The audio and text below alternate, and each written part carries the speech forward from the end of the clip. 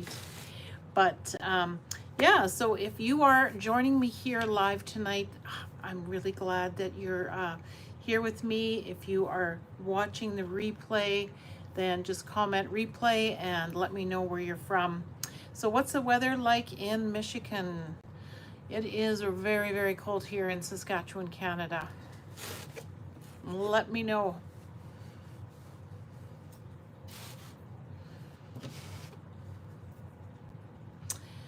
So yes, hello everybody. I've had a little slow start on getting my live going tonight, and tonight I'm going to just share with you some herbs that I am planting up for my outdoor kitchen herb garden that I love to get going every year. Even if you aren't starting your herbs yourself from seed, that is something that if you can go get a good variety of them from the greenhouse early spring, or before they get picked over or sold out, and just create yourself a beautiful little herb garden that is close to your kitchen. If you have a deck or patio and a sunny spot, a very small container, doesn't have to be too big. You can get like 4 or 5, 6 different herbs, all into one container. It makes a nice display on your step, your patio, your deck. And then you got those beautiful fresh herbs close to your kitchen all summer long. I'm out there just snipping and grabbing different herbs when I'm cooking that I can just add right into my meals. Plus, I like to get extra going to put out into my regular garden, because herbs are obviously wonderful for a lot of things. I like to harvest and dry them so that I have them as spices throughout the winter season. Plus, they are good to plant in around your vegetables because they are good companions to for pest control and to attract in pollinators that will come in amongst your vegetables and do their thing too. So 20 degrees, I'm assuming that's minus 20 Fahrenheit.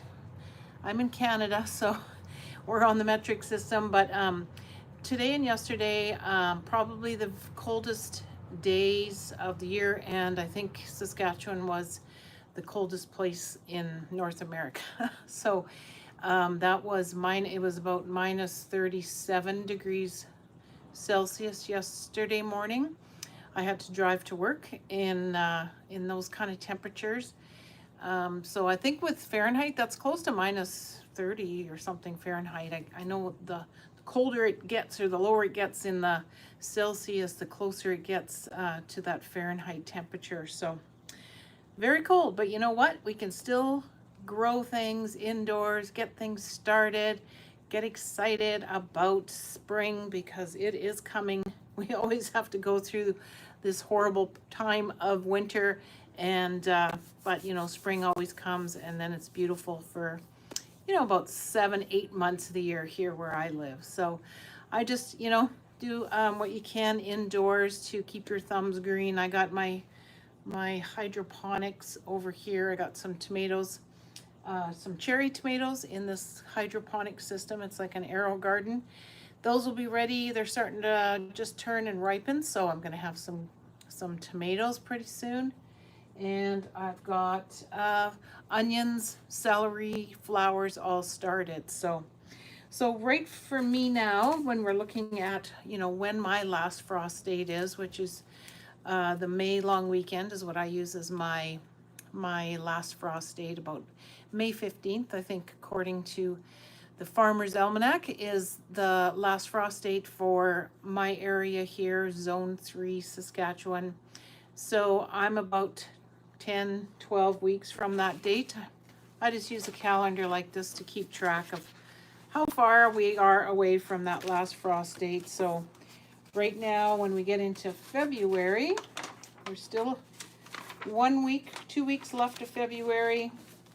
I'm at about that 13 to 12 weeks away from my last frost date. So things that you need to get planting are some of those slow growing herbs that I'm going to start tonight, and a few of them that I've already planted, but I'm just going to talk about them.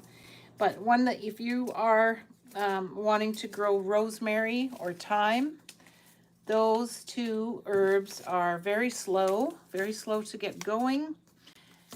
And according to, the packages, you can check on the back. It'll tell you, actually, rosemary, it says 8 to 10 weeks. So I'm a little bit early, but I find rosemary is super slow to germinate. So I usually try to get some going at about, 10 to 12 weeks before my last frost date. And this is time which suggests that you start 10 to 12 weeks before your last frost date. So I'm right at that point right now. It's time to get these going. I also have some rosemary here. I have this beautiful rosemary plant that I started hydroponically from seed. So I do hydroponic growing all winter long. So I started this from seed last fall. As you can see, it's got really ugly roots now. They're not very white. They should be nice and white, but this plant is kind of nearing the end of life, but it has been growing in hydroponic solution, nutrient water all winter long. I just harvested a whole bunch off here that I'm trying to root.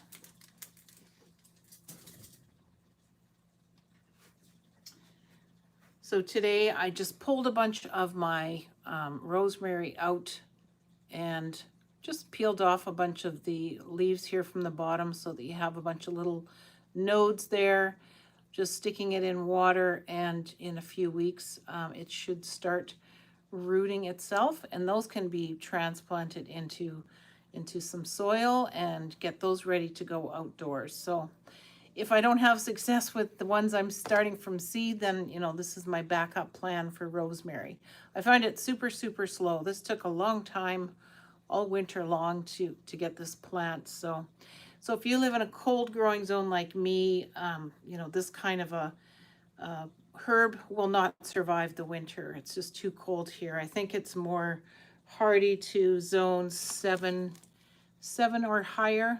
Yeah. So if you live in a zone like zone 7 or higher, where your winters don't get super cold, you don't have long periods of really cold freezing temperatures, a rosemary plant obviously is a nice perennial that you can enjoy.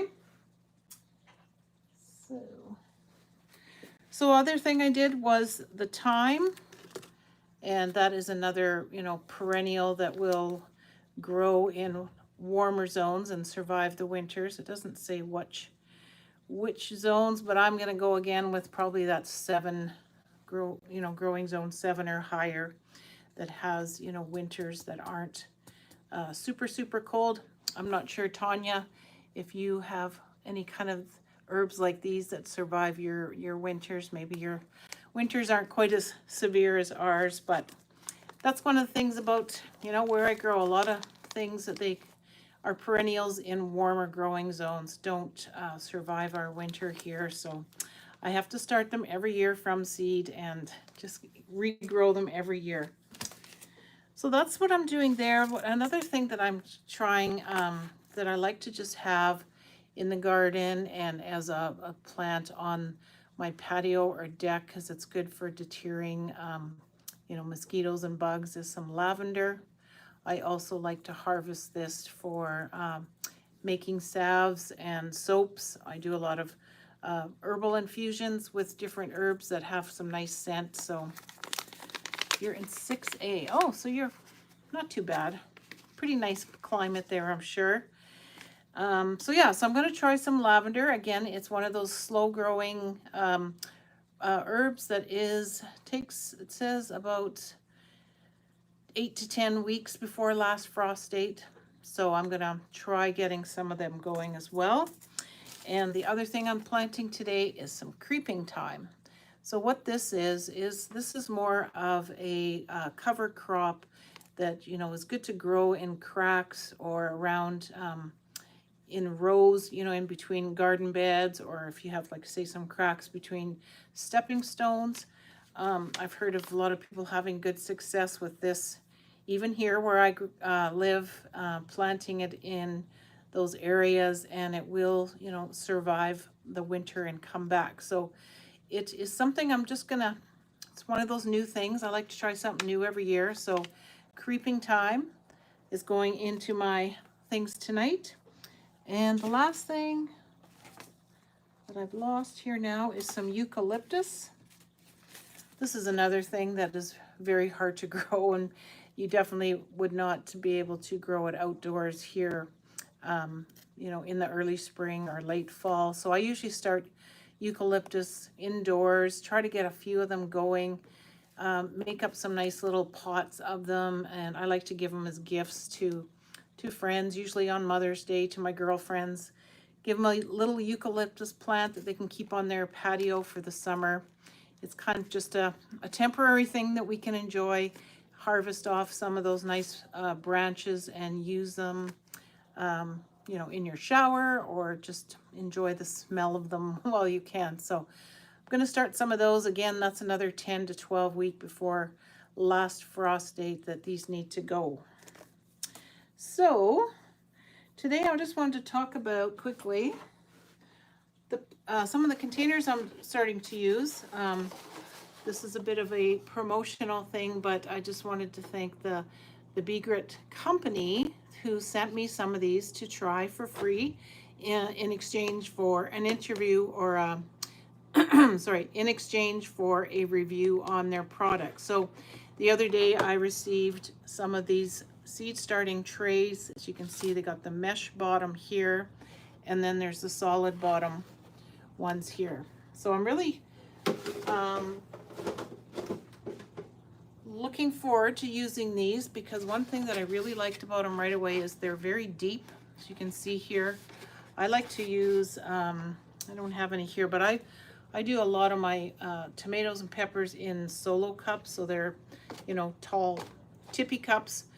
I usually fill up a whole tray like this with my solo cups and my little pots, and you know, you don't have to worry about them falling off the tray. So this is one thing I like about these already, is they are nice and deep, and I like to bottom water my plants once I got them all set out in one of these trays. So this will work good for that. Plus, you know, it's very durable. It's not cheap plastic. You know, it doesn't look like it's going to crack too much. I have quite a few of these that are ready for the garbage now, because they get a little bit cracked and flimsy, but I'm quite liking these so far. I think these will be great for doing microgreens growing. I like to grow, you know, trays of peas or different microgreens in the winter. So again, nice and flexible. And they sent me like 5 of these and 5 of the trays, so I'm set for this season. So if you want to check these out, the link is in my description box below. So I'm going to be using one of those trays here underneath all my herbs that I'm going to be starting today. And I'm just using kind of a flimsy,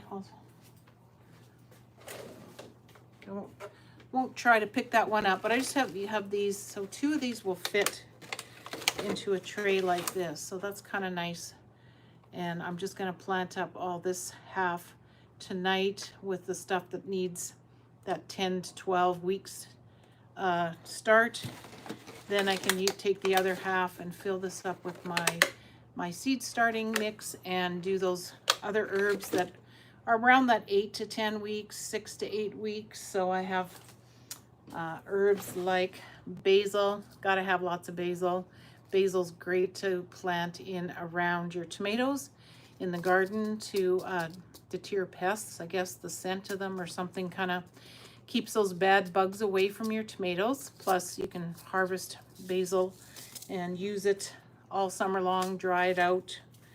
And I also will be doing some dill, oregano, and parsley. So those things are all around that 6 to 8 weeks that I'll be starting them.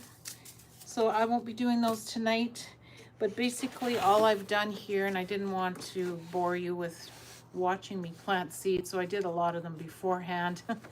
But basically I have taken this tray here and put water in the bottom of it so that it kind of wicks up into these cells, so they get good and moist from the bottom all the way up to the top. And basically I'm just putting 2 or 3 seeds in each cell, lightly covering with, you know, some more of the seed starting mix.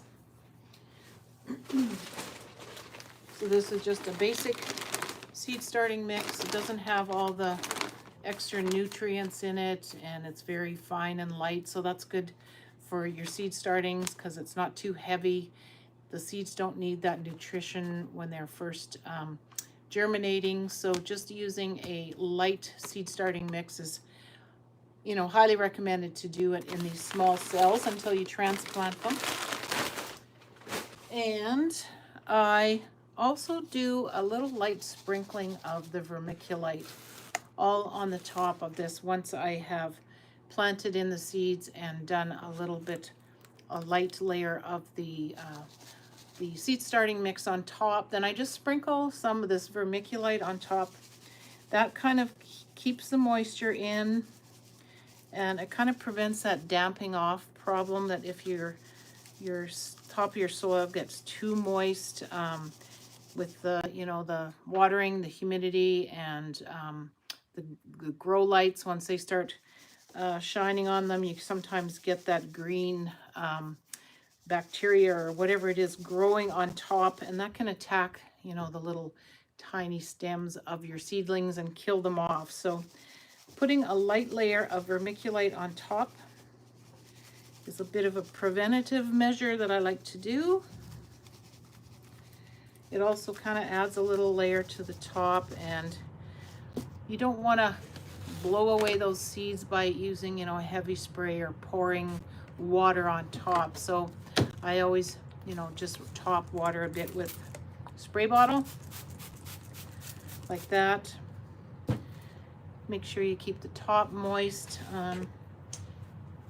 You got a humidity dome like this, you can just set it on top just to kind of keep that moisture in there like that.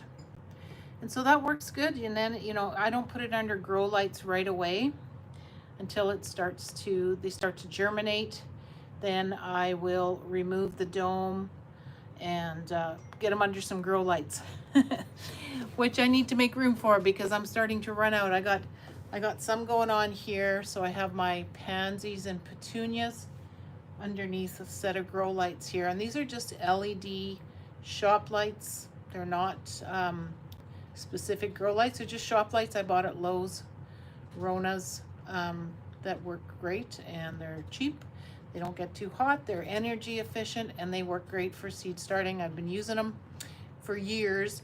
Down here I got onions and celery going. So getting to that time of year where you get a whole bunch of stuff going and you have to start pushing things around, moving lights, adjusting, all sorts of fun.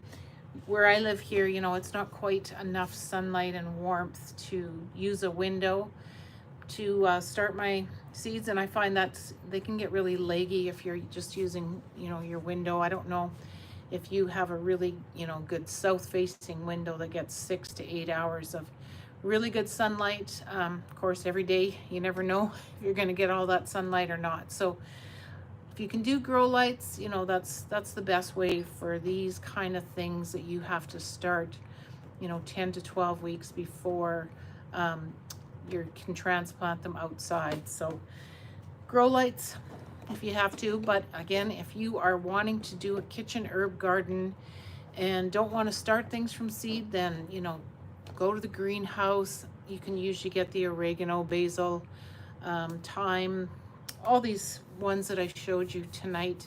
Usually you can pick them up at a greenhouse and create a really nice herb garden for your kitchen. And you know, there's all sorts of beautiful containers out there, very cheap ones that you can get at the dollar store even now, that, you know, a nice big size one that you can fit 6 or 8 different plants in quite easily and create a really nice herb garden. So that is what I'm doing tonight. The other thing I wanted to show you that I love and use for my herbs is this little mesh herb dryer. Got it off Amazon. I can put a link in the bio, but you can find it. You can find these pretty easy, but I like this because it's little. There's lots of different styles of these herb dryers. Some of them are huge. Actually, I had a huge one, but it was just too bulky. But this is what I keep out in my garden shed in the summer. I just continually am clipping off herbs, my basil, my parsley, whatever I'm, wanting to collect, and I need to harvest it. And you can give it a little rinse if you want, clean it off really good. Just set it in here and zip it shut, and keeps the bugs out and everything. And just let it air dry in your garden shed or your garage.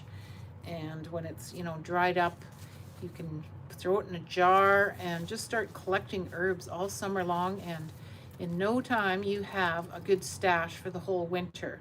So again, this was just a little $20 mesh herb dryer that I think everybody should have if they like to collect and save their own herbs.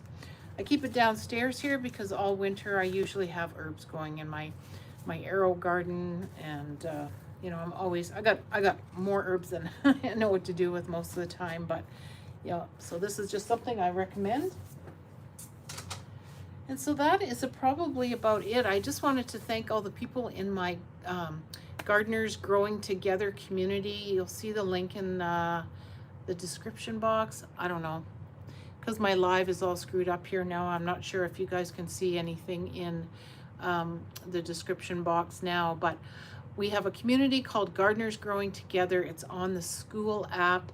I have the link to it in all my videos, and it's a great little place for everybody to come to where we can talk more and exchange ideas, ask questions, share tips. We're having lots of fun in that community right now because everybody's planning their outdoor garden for the year, and I'm always looking for ideas for videos, and I don't know everything, so I'm always hoping that I can learn some more. I'm really interested in learning about more cut flowers. I want to grow more flowers like that are good for cutting and bringing into the house. So I'm trying to find people in the community to share that kind of information. And we have people from all sorts of different parts of the world, so everybody has different growing zones, different challenges to deal with in their growing. So it's a great community, Gardeners Growing Together. I'd love for you to go and join it. And like I say, I kind of go back and forth between my YouTube channel and share the videos on the community, and goes back and forth. So it's a great little addition to the little garden channel here too. So I think I'm going to probably sign off for tonight. I really appreciate everybody coming, and I see I have some people watching, and thank you, Tanya, for chatting with me in the chat. Are you growing flowers? Oh yeah, please come on over. I'm really wanting to get some ideas on good cut flowers to grow, whether people start them from seed or whether you pick them up at the greenhouse, whichever. I know it's hard to get all the flowers growing from seed that I really want to, and my dream is to have a greenhouse someday so that I can really expand my indoors starting in the spring. So again, thank you. I hope that you guys will head over to the community, and we can chat more about gardening all week long, and we will see you then on the next video. And thank you for joining me tonight.